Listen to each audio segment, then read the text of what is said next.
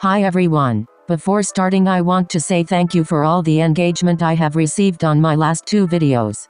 It's insane to me as I only started my channel a few weeks ago and I'm still very small, so thank you everyone. The fun thing about opinions is that they're no right or wrong, and as long as it doesn't harm anyone, you can say whatever you want and people can bounce off your comments with their own opinions, which can open up interesting discussions.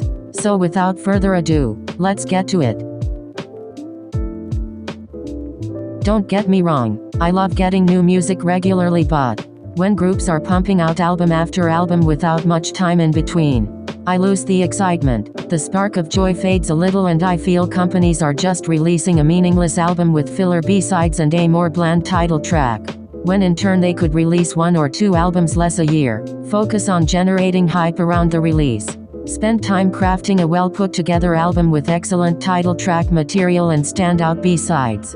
With this way of doing things, it could help the company, as with the anticipation building more money people will be spending due to excitement, it will also benefit the idols in the long run. Not being burnt out too quickly, therefore being able to run longer in the industry, generating more money for the company. I know they're cash grabs, but I'm just tired of them. Like, the hype of the main comeback is still up in the air and these companies want to overshadow it by throwing another few songs at us within literally weeks apart from each other. I wish companies would either just release the repackaged songs on the main comeback's album, or save the songs for the next comeback in a few months' time. Plus, I can't imagine how exhausting it must be for the idols. Like, can you imagine how much fun that would be? Idols going on follow sprees, liking fans' tweets and replying to them too. Some idols already do this, but it's rare and it's still not really the same as compared to how Doja Cat interacts with fans on Twitter. I'm a massive fan of Ariana Grande, and I remember when she used to be so active on Twitter, following thousands of fans, spending hours a day replying to people. It was so much fun. I really wish idols had the same freedom. By this I mean the way people, more specifically the collectors community, treats photo cards, and in the way they sell them can be a reflection on how they feel about certain idols. Before I get into this, I must say, I collect photo cards. It is a fun side hobby of mine, and I'm not looking down on that side of K-pop. I more essentially mean the concept of it, and how the market for photo cards is run. Photo cards are literally idol selfies glued to a piece of card, yet they bring us so much joy. To me, that's so interesting. I actually like the idea of photo cards. It's a fun and creative way of adding more to a physical album. But like with everything, it has its downsides. Can someone tell me why in the hell I see some particular photo cards go for over £100 sometimes? Like, what the actual hell? That is truly ridiculous to me.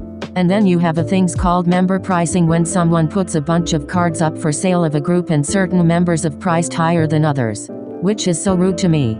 You're basically saying you value members differently and value certain people higher and think the others are worth little to nothing next to your faves, which is so disgusting. You cannot be doing a sweet cute izzy concept for your debut and multiple comebacks, then bam, you're all of a sudden these mysterious emo space girls, and think this will go down well with your fans. These companies need to learn, patience is key, and if you're really striving for a full rebrand connected to your lore somehow, and not doing it just because that particular concept is trending, do it slowly and gradually over time. I think that's the best way to do it. Do I even have to explain myself? Call me a woman hater. I don't care, I'm sorry, okay? I just can't explain it. Lyrics aside, that shit's addictive. All I hear is about her dancing skills, but my sister can sing for real. I feel just because she doesn't belt out notes like Winter and Ning Ning, her singing gets overlooked.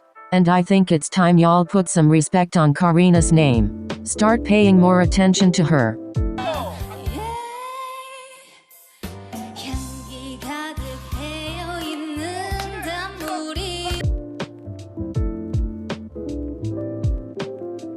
I'm going to be real with y'all.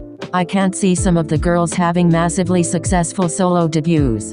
Only 2 or 3 others could pull it off like Nayeon. I think some members don't have solo material and are much stronger when in a group. What I mean by this is, instead of a company's version of a dance practice, which is the idols executing their comeback's title track choreography flawlessly in their own clothes, I'd love to see more of the actual practice side of things, like the step-by-step process of the idols learning the choreography fresh from their teacher. TXT are one of my alt groups. I cannot lie to you, I really fucking miss their old music. Like every song from debut to eternity is pure perfection. 20 centimeters, Fairy of Shampoo, Our Summer. Like WTF they did not have to go that hard making this. I don't think they'll ever top these B-sides, I fear. I do love their new style and all their new songs are amazing, but nothing, I mean nothing, will be as good as the older songs. I think people forget how much work idols put into becoming stars. They practically give up their lives in order to become what is essentially an overly glamorized singer and dancer. They give up their child and teenhood to become trainees and will suffer. As we all know, trainee life does not sound fun. Through years on end practicing day and night, in the hopes of being a successful idol. And not just the practicing, also all the promotion work you have to do for your comeback or debut.